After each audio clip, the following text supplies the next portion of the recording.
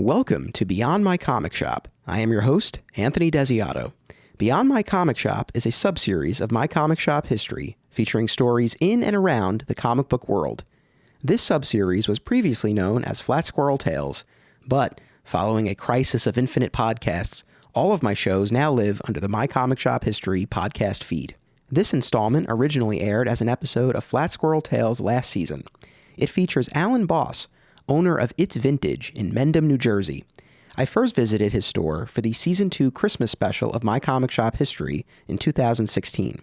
In that episode, Allen and I bonded over our shared love of the Kenner Superpowers line of action figures and talked about Allen's meticulously curated store, which features a superb selection of vintage action figures and other collectibles. This time around, I went back for a deep dive into the fascinating world of toy customization. For about an hour, Allen guided me through the art and business of customizing action figures. My Comic Shop History, Beyond My Comic Shop, and My Comic Shop Book Club will all return with new episodes later in 2018. For now, enjoy this presentation of The Art of the Custom. Now, just as a preliminary matter, just defining our terms and everything. So now when we talk about a custom toy, we're talking about taking an existing figure and modifying it through either interchanging parts, painting, and there are other techniques to either turn it into an alternate version of that character or a different character altogether, correct? There's customs and there's mods. The customs are more really manipulating the figure, repainting, and I'm getting into that more than I used to do it. And there's some people out there who definitely inspire me to try to be better. I mean, there's some amazing customizers out there. Yeah, that's something I want to get into in just a little bit, sort of this community of customizers, which I'm sure is out there just as there is for almost anything else. Mm-hmm. But, for you personally, I know you've been collecting for a while, you have the store, obviously. When did you first get the idea of, I want to start getting into customs? It wasn't long after I started collecting. I'm an artist. I've always done something with painting, creating, so it seemed like the right thing to do. If I was collecting a toy line and they didn't create the figure that I wanted, I would do it myself, and it seemed like the right thing to do. I knew that I could do it well enough where it at least made me happy. I was using wrestling figures at the time because they were like blank canvases, and I would create whatever I wanted. But as time goes on and you see what else is out there, it drives you to want to do more, want to get better, and especially when you see the talent that some of the customizers have. I mean, when you're as passionate about it as they are, as I am, you want to put out the best thing that you can, and they definitely push me to be better, for sure. Fantastic. Yeah, I was thinking about this in advance of today. As a kid, we talked about this before we started recording. I was never a huge action figure collector. I mean, I collected statues primarily, and now I collect those Funko Pop figures. Right. Never really collected the action figures so much, but I always had a ton, and I played with them. And as a kid, there were always characters or versions of characters that I wish were out there, and Right. they weren't. So, for you to be able to bring those figures to life Right. is so cool to me. How many years now are we talking since you started customizing? I probably did my first custom in 2002, I would say. Yeah, about 2002. But there was a period from 2002 to 2010 where I was really just creating for myself. When you're doing it for yourself, you do it and you get to the finished product sometimes a bit of a different way. When you're putting it out for sale and you're putting it out to the public, it's got to be the right way. Everything's got to line up. The joints have to work. The limbs have to move, or at least you hope that the limbs move. So you get to a point where you become more serious about it, and you go back to seeing some of the other people that are out there. And even today, I know that there's still so much more that I have to learn. And a lot of times I get there just by trial and error. And as far as your technique and again, specifically how you got started, were you, I mean, again, I know you had the art, the background in art, but as far as customizing the figures, were you self-taught? Did you learn from anybody, books, videos, or was it all like trial and error, like you said? It just made sense, I think the biggest thing, you learn what materials to use, what paints to use, what you can do on certain figures, what you could do on certain material figures. A big mistake I made was using oil paints on a figure once, and 15 years later, I think it's still tacky. So you learn by, trial and error for sure. But I look at things and it makes sense, so I do it, Yeah. I know we got into this last time, but I wanted to kind of circle back to it again now because, again, I know you are a collector, and so it's fascinating to me that, take the Superpowers line, for example. Mm-hmm. I know you have the entire line and you have multiple copies and multiple versions of all of them. Right. And I know you've done customs of those figures as well. And when you're doing a custom, you're more or less, destroying might not be the right word, but you definitely are compromising the original figure. Absolutely. So how do you reconcile that as the collector and the customizer? Well, I don't do it unless the figure is pretty beat. It's got to be pretty worn. Most times the action is gone. A lot of times they're even missing a limb or the head when I get them. So I won't rip open any new figures to customize anything. And they have to be pretty far gone for me to start putting paint and sculpting and manipulating them in any way. I wouldn't do it unless they were pretty beat. Okay. Yeah. And I suppose it's for a greater good as well, right? You're able to bring something else. It is, but it's a valid question. I mean, I hear it from people sometimes where they'll say, how could you do that to that? And I'll say, so what I do now is I take a lot of pre-photos so that people could see just how far gone it was. Okay. I that's almost have good to do it to defend myself. And then kind of on that same note, as a collector, this is something more, my collector OCD. That's where this question comes from. But, if you're a completist, as many collectors are, you want every comic book in a run or you want every figure in a line. Sure.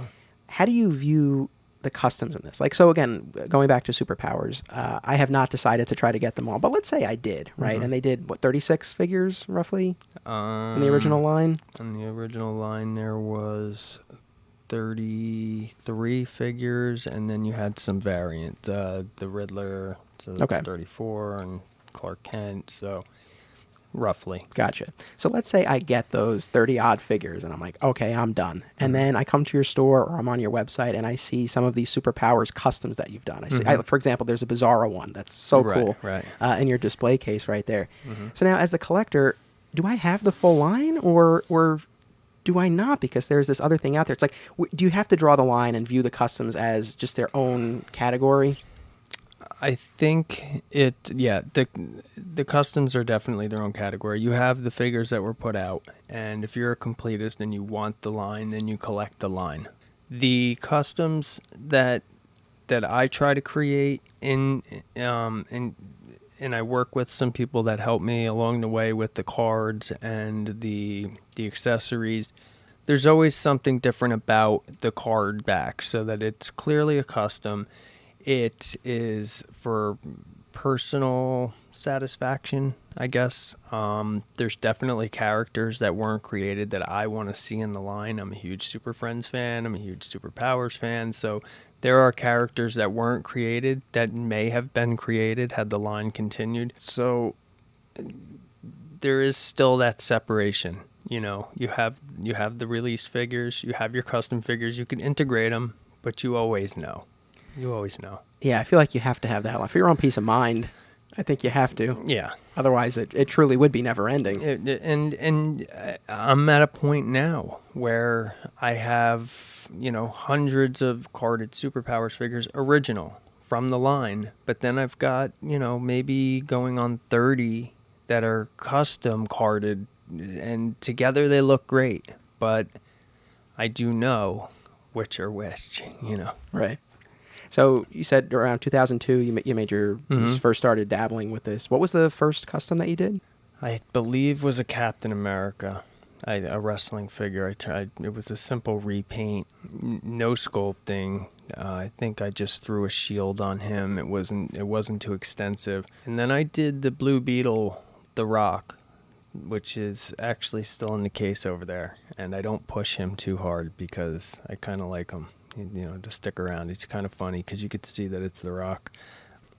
So yeah, I mean, I see the progression of when I started and where I'm at now, and there's even a progression from month to month. Sometimes I'll do a custom and I'll go back and I'll completely redo it because I learned a new technique in that month or learned something different.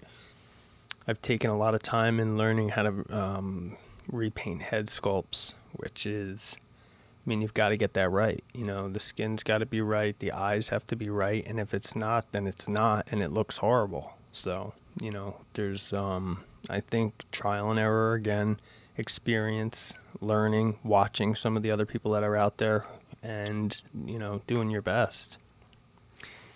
Do you have a number of how many customs have never even seen the light of day that you've made, or do you end up salvaging them in some way? I do. I have some customs that I've even sold, some customs that I have in the display box that have been maybe 5 or 6 other figures at one time. Sometimes they get broken down and built back up, or it could be as simple as me needing one tiny little accessory that's on that custom, and that custom's done. I'll break him down. If he's not on that top tier, then I'll break him down. Now, not to get too technical, but would you mind taking me through the various techniques that you use? Because again, for me, I am not an artist in that way at all. So, I'm just curious, again, what are the different things that you do to create these figures?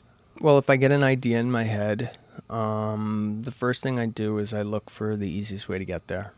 What base am I going to use? Do I have all the pieces that I need? Do I have to get something? If I have to get something, how hard is it? That's if I'm creating something for myself. If somebody comes in and they commission a piece, then we have a meeting about it. We'll talk about it. There's no end to what I'll need to get, so I don't worry about what I need to get, and it just becomes on me finding the easiest way to get there. The accessories, the paints, the capes, the head sculpts, all of these things you want to get as close to. You got to remember these. If you're doing a true custom, chances are it's not been created. So you want to get as close to the finished product that you can. And a lot of other collectors and customizers are casting head sculpts now, which makes it a lot easier for me because I used to have to buy the whole figure to get a certain piece. They're making that a lot easier. I've got to paint the heads, which is great. Once I figure out the recipe, then I start collecting the items that I need and starting to fit it together, and hopefully it all fits together. I got to tell you, the Dremel is a huge tool. Yeah, so what is that exactly? It's the handheld grinder, handheld drill, sander. It really... it's funny because I always said, I don't need a Dremel. And once I got one, it changes. It really does. It takes your whole thing. You almost can't get to the next level without it. So little things like that, just learning how to use, I'm thinking about airbrushing at some point, because the finish that you can get with an airbrush is just the gradient shades, and you can really achieve some pretty cool stuff. The paints you mentioned before, so what are the types of paints that you use? I use acrylics, depending on what I'm doing. I can add additive for gloss. I could spray the product when I'm done to seal it. There's just little techniques that you learn that you want it to go as easy as it can be. You want it to, I've fought before with customs for hours doing the little things that I've now learned how to get myself there in 10 minutes that took me hours at one point. I used to crack a figure and start painting them. And you can't do that. You've got to wash them. I mean, just as simple as washing him holds the paint so much better. I mean, these are just little things, and once you become a customizer, it seems so elementary, it's important. In terms of swapping out parts, I mean, is it as simple as you pop out a head or an arm and then you glue? I mean, how does that work? It depends on the figures that you're using. I personally love DC Direct. They're heavy, they're sturdy. A lot of people like a lot of articulation. DC Direct don't have a ton of articulation, so they almost are sturdier. Some of the figures that have too much articulation over time, they get flimsy. More joints is more opportunity to break. So I do like the DC Direct. You don't have to worry too much about the limbs. The limbs you could sort of work with the body, the base, and I've gotten into swapping out hands and feet and different body parts when needed. It mostly comes down to the head, making the head seamless, and a lot of times they don't just pop on and off. You've got to do some work to make that happen, and if it doesn't look factory made, then it's not good enough. You mentioned the I guess these heads now that you can just paint. So are they just blank? Yeah. Fully customizable? Yeah, they're casted. There's customizers out there, and they're casting. I don't do it, so I don't know how to do it. I don't know the process of doing it. I know that they're inexpensive. I know that they're well made, and they're capturing all the detail in it. Some are better than others. You could pretty much get anyone that you want, and doing it that way as opposed to buying a whole figure. I mean, you could spend $30 to get a figure sometimes just to use his head, when you could spend $5 or $6 to get just the head. Now, the difference is that when you get that head, you've got to paint it. It's not done for you the way it is from the factory. So that's where it becomes important to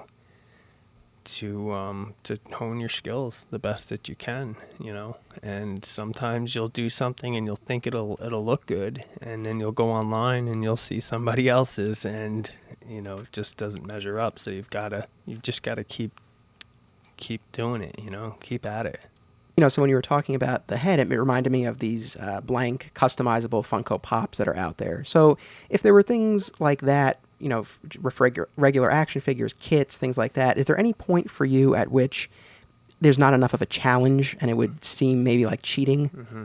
Yeah, it's funny. When you're doing it, it seems like a good idea. It would be really cool if something like that existed, but I think at the end of the day, the reason why I enjoy doing it so much is because I'm doing it. I'm getting into it. I lose myself in it. I don't know if it's just an artist thing. I don't know if it's a passion thing. I don't know really what it's called. But when the moment grabs you and you need to create something, you need to do it. You need to do it then. So, I mean, there's times where I'll be hours into a custom, and something will strike me, and I'll stop and I'll start another one. I've had 3 customs going at one time because I've got to, I'm inspired. I've got to do it, and I'll start doing it, and that'll trigger something else. So the process is so much of what this is all about. And I think that you can see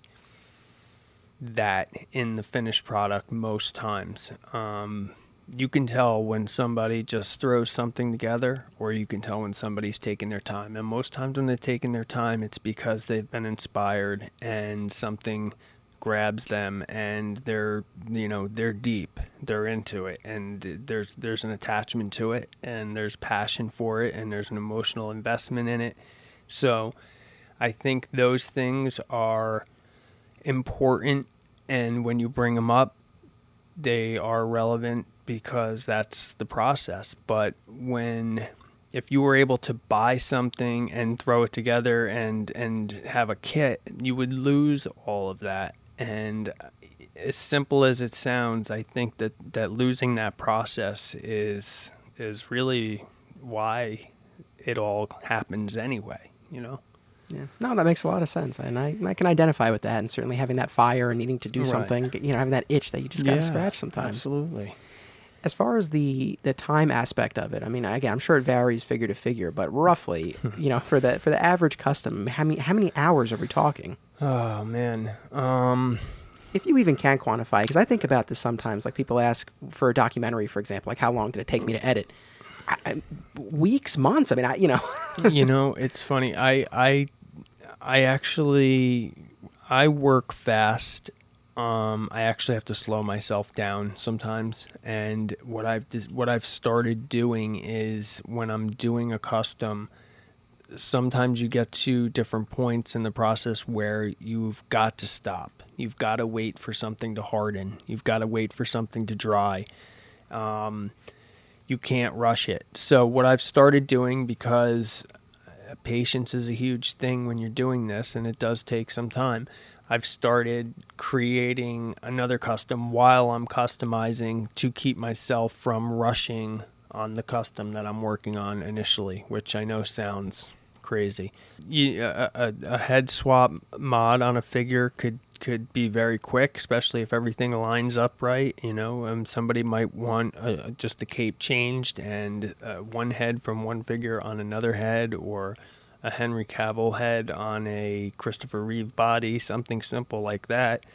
Or it could be a complete custom that could take weeks sometimes. Dremeling, altering, manipulating, painting, sculpting hair. I mean, it could be 10 minutes to weeks. Yeah. I have to say, it doesn't sound crazy to me. You're talking to a guy who thought it'd be a good idea to do a second podcast series and alternate weeks. So I'm there with you. Right. Do you do most of the work here at the store or at home too? All at the store. Okay. Yeah. And I mean, we're standing at the counter here. Is that where you do most of the work? Yep, right here. Any like magnifying lens or anything like that, or what else do you use? Because I see, there's a block of wood here with some dried paint splattered on it. But what else would be in your workspace? Yeah, it's becoming an issue. The eyes are starting to go, and my eyes have always been great. And I used to work in the printing industry too, so I used to check a lot of color. I used to check a lot of print, and it's straining. It's definitely straining, especially when you're trying to paint an eye on a Superpowers figure or on a 6-inch figure. You're trying to paint that eyeball, and there's been times where I missed the mark completely, and I never miss the mark. So I have my glasses. I have my magnifying glasses. I've got my lights. I've definitely I've got much more than what you're seeing here. There's a bunch of stuff that goes this way. Yeah. What else is part of your process? You listening to music? Do you need silence? How do you like to work? I don't. Once I get started. I usually have some classic animated show on the TV. It's good inspiration. Yeah, it is. I've the animated series or some DC animated movie on or something usually going, and I work right here, and it's kind of fun because a lot of the customers come in, they watch me work, they like to watch me work. It's a good opportunity for them to see the process of some of the figures that they're buying from me. They want to see sometimes how something was done, or they want to see the actual work that went into it. And they can, and they do. They like to. Do you like having an audience or no? No, I don't. But I've gotten used to it.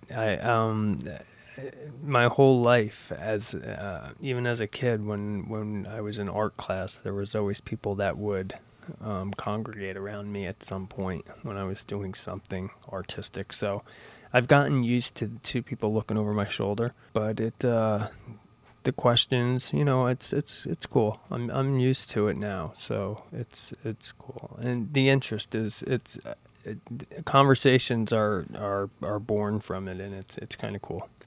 Yeah.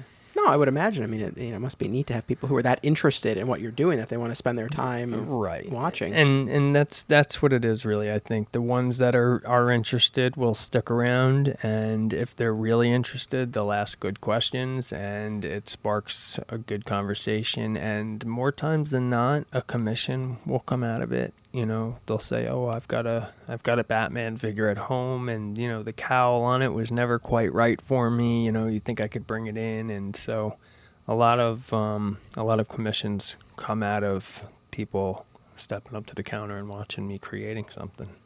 I mean, hearing that, it reminds me of a comic book convention in Artist Alley, for example, where you have a comic book artist sitting at a table taking sketch commissions, and people watch the artist draw, and it is really cool to see that process. Are there similar toy conventions where things like that happen, or I guess maybe sections of comic conventions? Have you encountered that at all? You know, I personally have not seen it, and it's funny that you mentioned that because I thought about this recently. A couple times I've thought about how that would be received. Would people enjoy, if I set up a table at a convention with a bunch of customs and created there, just sat down and started working, That would actually be kind of cool, I think. It might be, I mean, I have thought about it. I mean, and I've got a bunch of other ideas in my head on how to sort of push this industry a little bit, push it a little bit further. Maybe I feel it growing. I feel the momentum. I see the talent coming out. I see the pieces that are being created.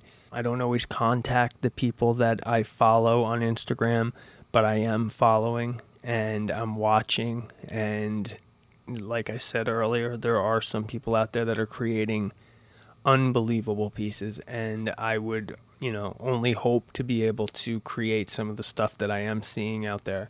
Then on the flip side, you see pieces that are not great, but then again, that's not really what it's about. It's about the artistic process, and the artist that created it feels good about it. So it's kind of hard to grade art. I'm not a big person, big believer in grading art. It's more of a passion and inspiration, and that's the result of it. So it's just, I guess it's what you like and what you don't like, but it's nice to see people doing it. Right.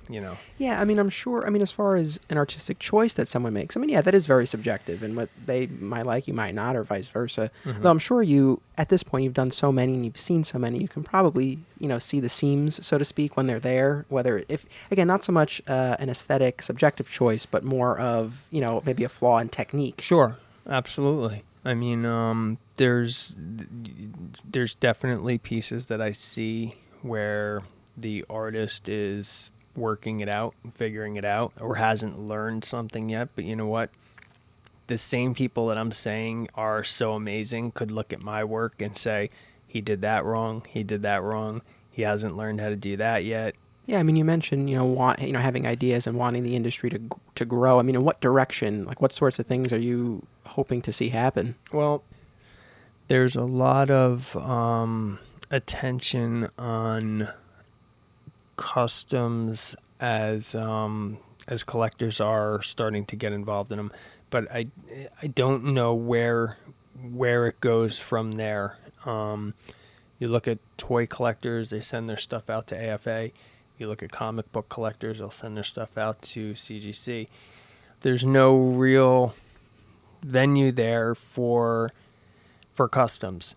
So, and I don't even know how that would really work, because I'm not a big believer in grading somebody's artistic talent, but there is definitely a level of talent. There's a level of talent that I feel in some way needs to be recognized. So maybe exhibits, maybe some exhibits would be cool. You get together with some of the other customizers that are out there and say, hey, look, I think it would be cool if we, us 5 or us 10 collectors, rented a space out here for a night and had an exhibit. Something to celebrate it would be pretty cool, because like I said, there's some super talented people out there. This is really interesting. I really hadn't considered this before, but I think these are interesting ideas that you bring up, and it would be interesting to see, some of these come to fruition. I mean, as far as some kind of grading body or grading, commission or something like that, it's weird because with a lot of these other things, I mean, they're supposed to all look the same, right? Like, right. But we're dealing with one-of-a-kind right. items. But again, there are still those standards, especially as far as technique goes, that you would want to see met. Absolutely. And you could definitely create a scale, a degree of difficulty, a creativeness technique. I mean, there's definitely a grading system could be created, but I do like the idea of celebrating it in some way. I like the idea of an exhibit. I just think it would be a way to celebrate some of the work that people are putting a lot of time into and a lot of passion into, and are coming up with some really cool stuff. I mean, I don't mean to, create work for you, but, there are a lot of, again, I've been going to a lot of stores, and, stores do like their own, mini Comic-Con events. Sure. Maybe this could be a venue to host something like that. Absolutely. And I have thought about doing something in store. I've also thought about reaching out to some of the other customizers that are out there. Well, if there ever is an exhibit, either here or elsewhere, I would love to go, because I'm sure, I mean, I love seeing your stuff, and it'd be great to, again, get to meet some of the other people in this community. Mm-hmm. And I mean, it really seems like it is a community. I mean, how many people, roughly, are you actively following or in touch with? And I'm not in touch with a lot. There are a couple through Instagram that I've gotten friendly with. I'm not usually a big reach out person, but I am quietly following, I don't know, maybe 5 or 10 different customizers, but there's many that are out there. But the ones that I am following and watching blow me away. It would be great to learn more from them. You don't know how somebody feels about teaching. Some people might want their trade secrets to remain such. Absolutely, and it might be a little guarded in that sense. I personally am not like that, so I don't reach out probably as much as I should. I mean, you're the only customizer I've spoken to, so mm-hmm. I don't know if within the community there are others who really congregate more or they're in touch more. But I don't know. At least from talking to you, it seems like this is more of a solitary pursuit. It's really funny. It is. It's I think it probably speaks to maybe the personality of an artist. I've never been a hugely social person. I've always been able to lose myself in my work, and as far back as I can remember, and I mean kindergarten, first grade, it's something that I was always able to do. It was there for me. Having that in your box of tricks is fun, because you can always entertain yourself and you can always lose yourself, and you don't need to be hugely social to do what you do. So I don't know, maybe a lot of the customizers are similar in that sense, and I don't see a lot of customizers congregating to have coffee every Saturday morning, but I don't know, maybe it could happen once in a while. Yeah, that would be cool. Well, it's, I mean, myself, I'm an only child, so growing up, I mean, I always had to occupy myself. I mean, obviously had friends and all of that, but, I didn't have brothers and sisters, running around playing with. So, but I never considered that a disadvantage. And if anything, I'm proud of the fact that I can occupy myself. Like I certainly enjoy being around other people, mm-hmm. but I've never needed it. Right. And so whether it was as a kid, reading comic books or playing with my action figures and making up storylines, and that I think very directly led to everything that I'm doing now, between the podcast and the documentaries. And I don't mind so much spending hours, editing a documentary or a podcast episode Mm-hmm. because, again, I enjoy the process and I'm passionate about it. So, Yeah. Yep. I grew up with 6 brothers and sisters, and my wife is an only child, so we talk a lot about the different sides of the spectrum on that, and how we're both fully capable of occupying ourselves in much different ways. so when you began with these customs, I know originally it was for yourself, and then now, of course, it is a part of your business. Where or when did that transition happen? When I opened the shop, when I started selling my vintage toys, I listed some of my customs, and they sold. I really wasn't sure they were going to. Some of them were strange crossovers, which I will do, and I'll take a turtle and turn him into Green Lantern or something strange, if the mood strikes me at the time, and usually that stuff sells pretty quick for some reason. So I started to post some of my customs, and once they started to sell, I realized that, people are watching and they're interested in it. So it was also at the time a good way to, kill a couple hours during the day. You start something, you're being creative, you're doing something creative, and it's like the ball gets rolling. And so in determining the price point, what are the factors that are going into that? Definitely the time that went into it. Sometimes you have to look at the materials that are being used, the figures that you're using to create something. Right, like if you have to track down something for a part. Yeah, if you have to track it down, and that's why I like to do commissions with and sit down and talk about it with people, go over the recipe with them. Sometimes people will bring items to me and say, this is what I'm looking for. I have the figures here, which always makes it easier. If I have to go out and find the figures for them, I'll always do my best to find them at the best price possible, or loose and as beat up as possible, as long as I can restore it. So the degree of difficulty, sometimes there's things that leave me scratching my head that I'm not sure that I can do, and I'll do it. And I recreated the cover of the Captain America punching Hitler out for one customer, and I wasn't sure that I can do it, but we talked about it, and I did it, and it came out great.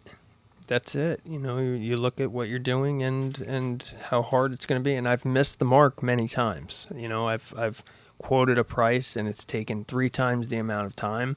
It was a lot harder, and you stick to it. And how often do you take commissions, and are there things that you have turned down? Yes. And not for any other reason than time.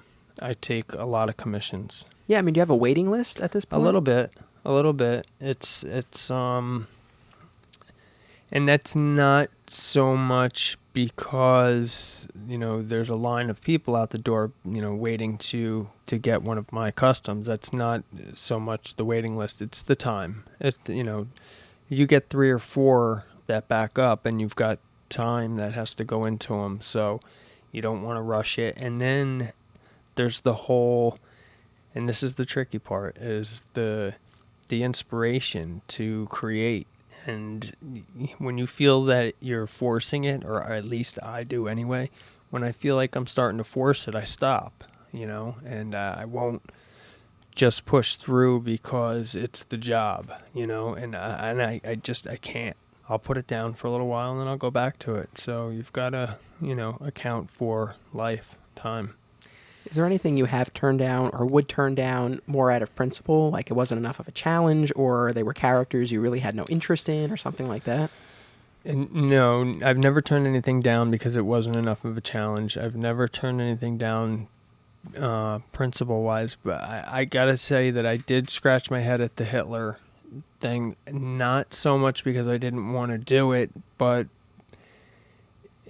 there's just the whole stigma that gets attached to Sure. to Hitler. But I did speak to the customer, and I asked him not to display the custom without the cover of the comic book behind it. You know, keep the cover of the comic book behind it. Even if you do a printout in your display, I want it to be known why this was created. That's fair, I think. Yeah. And he understood. He understood, and he loves it. You know, he shows the pictures all the time. You know, more than I would like him to, actually. I did an episode of My Comic Shop History last season that featured collectors of original art. And we talked about what happens sometimes when you commission a piece from an artist and what you get back from them isn't what you discussed, or the quality isn't quite what you were expecting. Have you run into that situation from your perspective, where you've done something for someone and they came back and they were like, "Yep, this isn't what I wanted"? Yeah. It wasn't anything major. It was a symbol, a chess symbol, and they were looking for a specific look to that symbol, and I think it was a difference between a classic symbol and a new 52 type symbol. You know, there was a Batman or Superman or something like that.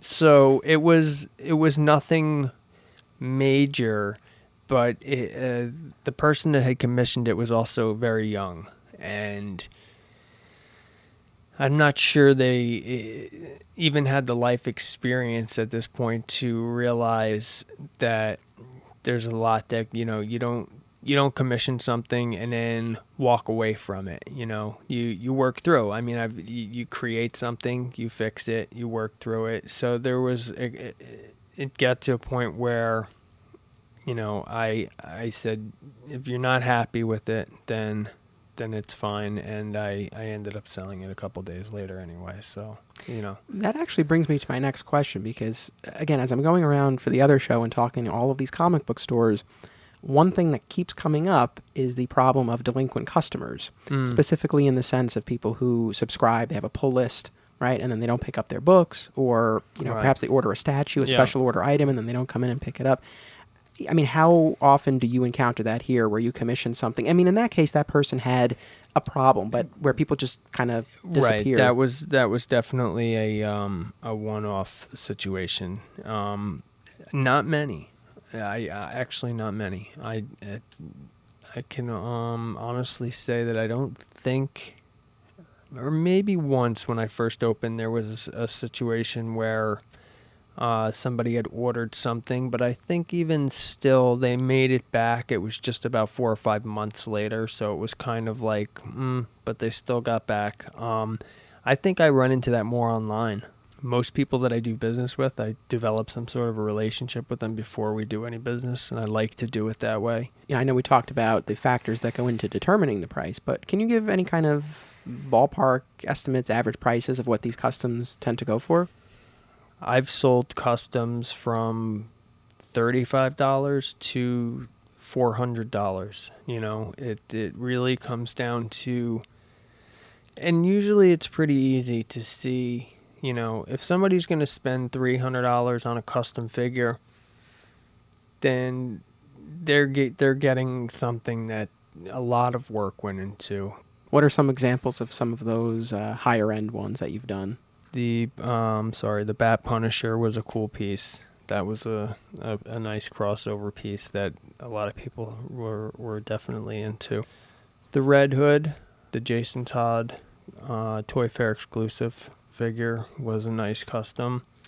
The Clark Kent, the Smallville, is a great mod, custom mod. The Superpowers figures, you know that I don't sell my Superpowers. I know. Anybody that follows me on Instagram knows that I don't sell my Superpowers. Some of those, I do have a buddy who sells very similar ones, and he gets $125 for some of the similar customs. I do have some customs in the case, like Bizarro, for instance. I think I've got him up for $75, something like that, which really isn't that bad when I think about the work that went into him.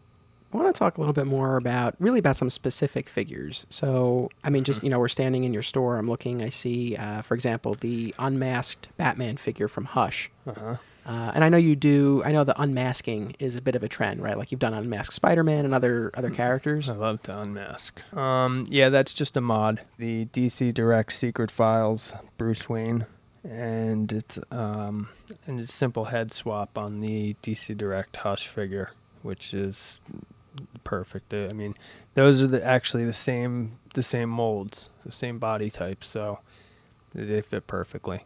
Okay. Yeah. And then I saw recently a Darwin Cook Captain America. Yeah. So that was one of the DC New Frontier figures that you... What did you do to that to turn it into Captain America? Yeah, I'm a big Darwin Cook fan. Likewise. Yeah, he created those characters. Yeah, they're probably my favorite DC Direct figures. I love the design of them, all of them. And I've gotten a good amount of requests on those. So Captain America, there's not a lot of Darwin Marvel art out there, and I have a Spider-Man trade with Tangled Web. That's it. Yep. Tangled yeah, Web. remember that. Yep.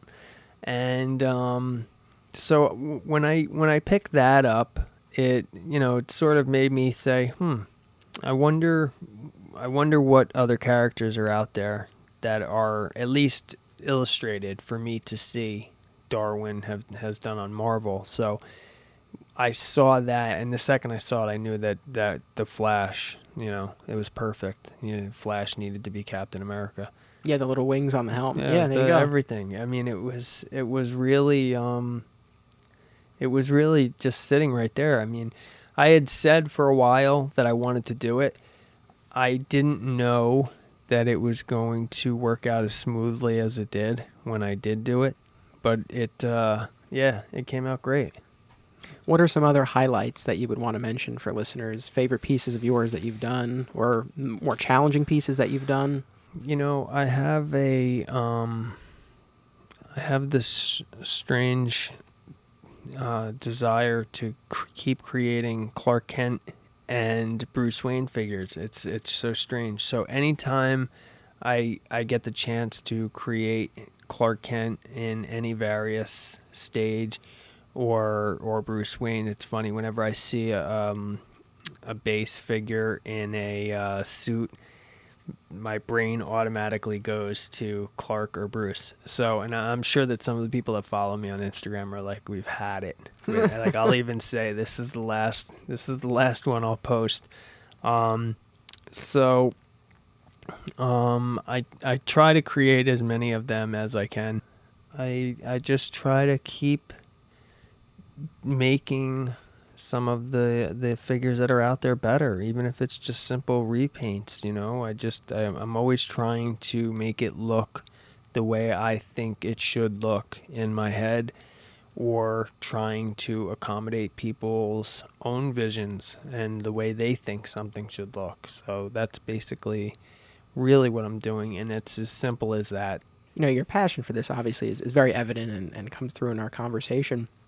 I suspect I know the answer to this, but if one of the toy companies saw your work and they were like, hey, you're the guy, we'd love to have you work for us, would that be enticing at all, or do you prefer to do it on your terms the way you have been? It would be enticing. I want to say that it would be a dream job. I don't know if it would be. I could be saying something that is completely wrong. I think it would be cool to do that for one of the big toy companies. And I think that the toy companies are leaving a lot on the table. I really do, because if you look at the customizers and what they're doing and what people are buying, they like it. They like that option. They like displaying their Batman with the Bruce Wayne head on it. And, and produce more Clark Kent figures. I know that I put a lot up on my Instagram page, but it's because I like them. Look at the Clark Kent figures or the Bruce Wayne figures that have been produced already. They're always the more expensive figures. They're always the harder ones to find, It's an excellent point. I mean, the fact that in terms of the requests that you get, I mean, you can kind of take the pulse of the audience out there and you see what there is an appetite for. Sure. I realized I didn't ask you, do you have an estimate of how many customs you think you've done over the years? Huh. I mean, you must be in the hundreds, right? Yeah. I mean, at least yeah. 100. Oh, yeah, for sure. If I had to guess customs that I would consider completed pieces, including the superpowers customs, God, there's got to be, I'm going to say that there's probably 200 or 300 customs that I've done. The ones that people actually see, probably 100 have been seen or sold. Well, they're beautiful pieces, and I wish you lots of luck with them as you move forward and with new pieces. What else would you like to say that we haven't gotten to? I think we've covered it. I just follow me on Instagram. You'll see. I put up as much as I can create. I try to post. Feel free to contact me on anything that you see. If you have a commission, you can contact me through Instagram, and we could try our best to talk it out through direct message. And even if it's a crazy idea, hit me up. I'll do my best. Fantastic. Well, actually, I want to thank you for two things. One, when I walked in today, you bestowed me with a fantastic custom figure that I'm just blown away by, and I'm so grateful. Would you mind explaining what it was?